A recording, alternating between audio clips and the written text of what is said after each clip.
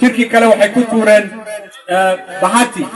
kii saddexaadna Machakos bay geeyeen gacmahana way ka gooyeen gacmihii baa shalay laga helay saabti marka dad yar ma aha waa dad magaalada dhan wareegaya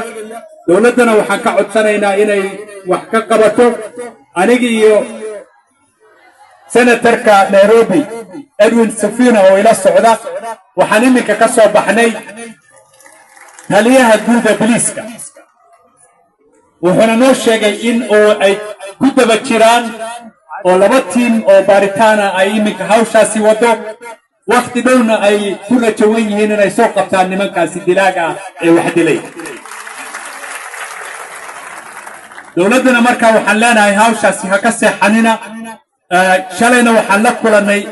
agaasima ku-xigeenka laanta baaritaanka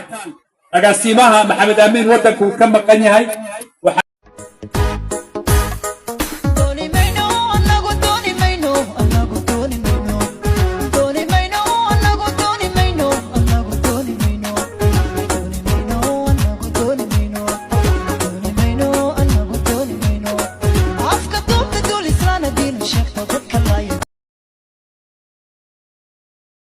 iminka askar fara badan baa suuqa joogta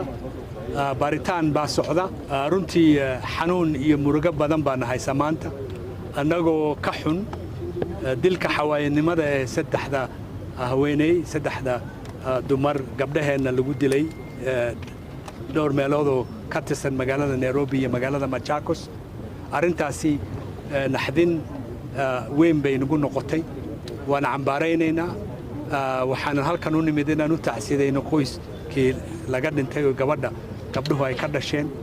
waxa kale toon dawladda ka codsanaynaa inay tilaabo degdeg ah ka qaadaan oo ay soo qabtaan dadkaasi xawayaanka ah ee dilay gabdhaha si degdeg ah sifa aanay dad kale u dilin isla markaana waxaan ka codsanayaa shacabka Soomaaliyeed inay deganaadaan baaritaan baa socota dhawaan waxaan ogaan doonaa siday wax u dhaceen waxaan rajaynaynaa sida ugu dhaqsi badan in la soo qabto nimankaasi gacan ku dhiglayaasha ah ee gabdhaheena dilay mana nasanayno ilaa inta laga helayo annaguna waan isu imanaynaa waan ka tashan doonaa nabadgelyada xaafadana waan ballaarin doonaa waqti dhow waxaan ka soo noqday agaasimaha DCI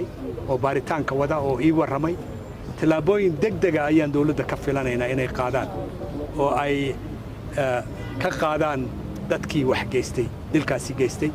la soo qabto maxakamadna la keeno loona ciqaabo dambiga ay galeen xabsiga jirta xaafadda Islii waxa leeyahay tuugada waliba joogaan taasi maxaa ka dhigay iminka askar fara badan baa suuqa joogta baaritaan baa socda anigu wax xabsi oo ka qabo maanta iyo berito iyo maalmahan soo socdaba inay wax dhacaan ma jirto nabadgelyadana waa la xoojinayaa marka waxaan ka codsan lahaa inaad hawlihiina sidii caadiga aad u wadataan wax xabsina aanay idin gelin inkastoo aan ka xunnahay wixii dhacay xanuun badanna uu naga hayo beritana xaafaddu waa la xiraya dukaamada Soomaalidu way xiraysaa mudaharaad bay samaynayaan shir jaraa'id bay dhigayaan ayagoo ka gilgilanaya wixii lagu sameeyay gabdhahaasi la dilay